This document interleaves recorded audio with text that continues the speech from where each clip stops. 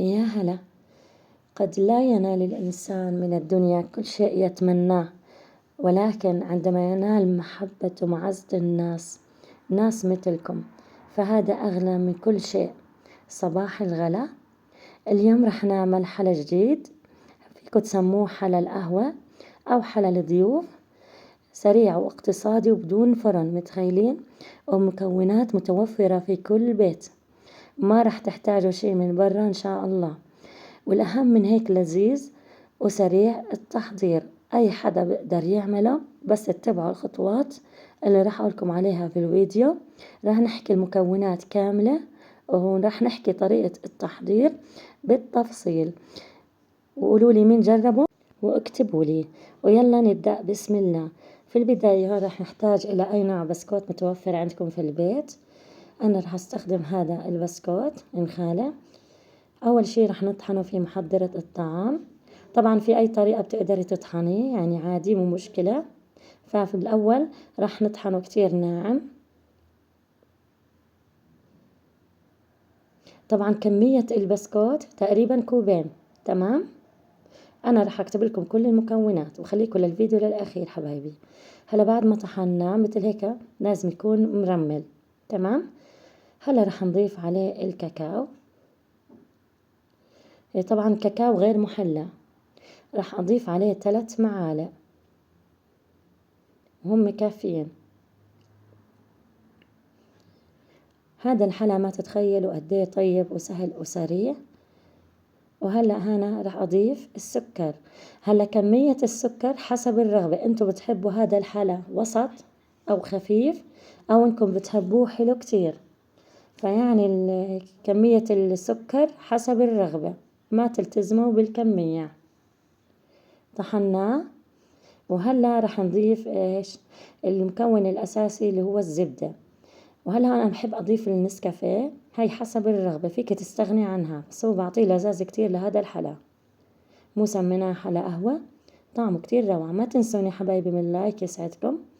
وهلا رح أضيف الفانيلا شي معلقة كبيرة.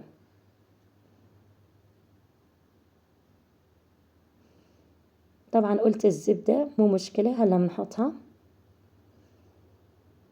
هلا مقدار الزبدة رح يكون ربع كوب. هلا هون أنا استخدمت زبدة نباتية، فيك تستخدمي زبدة حيوانية أو أي نوع بتفضلي، بنسيحه على الغاز. هذه هي كل كمية الزبدة، هي اللي راح تساعد انه الحلا يتماسك، يعني راح يكون سهل تشكيله، وبنفس الوقت ما يكون كتير، يعني مثل ما انتوا شفتوا تقريبا 3 معالق او ربع الكوب، مو كتير. وهلا هون انا دوبت حليب بمي فاترة لحتى اني اعجن البسكوت. هلا الكمية هون تقديرية، يعني ما رح اضيف كل الكاسة، ضفت بالتدريج وبلشت أعجن. هلا أنا على أمانة أخذت معي شي 4 معالق حليب سائل. ليش؟ لأني أنا بدي أشكلها، عرفتوا؟ هلا هون هيك صارت معي عجينة، إني لميت العجينة، شوفوا كيف هي متماسكة معي. ليش؟ لأني أنا ما كترت حليب سائل، عرفتوا؟ من السوائل. هلا شو راح نعمل؟ راح اغطيها واحطها بالثلاجة بس 5 دقايق او 10 دقايق، ما بتاخد اكتر من هيك، بس انه البسكوت يتشرب السوائل. طبعا هدول اللي انتم شايفينهم افكار للتزيين، عم بقترحها عليكم، شو ما تحبوا زينه، هو حسب الرغبة، شو ما بتحبوا زينه. انا رح استخدم زبدة اللوتس، كتير بحبوها اولاد زبدة اللوتس. هلا هون بعد ما طلعتها من الثلاجة اخذت معي 10 دقايق. بشكلها على شكل قلب مثل ما انتم شايفين بمنتهى السهولة. طبعا فيك تعمليه مدور بمنتهى السهولة، وفيك تشكليه زي ما أنا عملت على شكل قلب، شايفين بهذا الشكل. بتقدم هيك أو بتغمسوه بأي نوع من الشوكولاتة السايحة أو زبدة اللوتس مثل ما أنا عاملة. هلا هون بدي أحكي نصيحة، إنه بعد ما تحطوه بزبدة اللوتس لازم تفردوا ورقة زبدة حتى تقدروا تتحكموا انه تقدروا تشيلوا البسكوت، عرفتوا؟ هو تقريبا مثل البسكوت. فيعني بتفردوا ورقة زبدة على البسكوت على صينية، وبتحطوا البسكوت فوقيها وبتشكلوا على راحتكم. وطبعا بندخلوا الثلاجة شي ربع ساعة لحتى انه يتماسك، الزينة تتماسك، عرفتوا؟ وبس والله كتير سهل، شفتوا؟ ما بغلب. والأهم من هيك إنه لذيذ، وأي شي ضيف إجا عندك بتقدمي له إياه.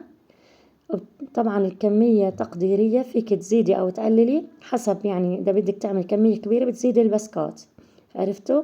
وأنا إن شاء الله راح أكتب لكم المكونات كاملة والطريقة في صندوق الوصف.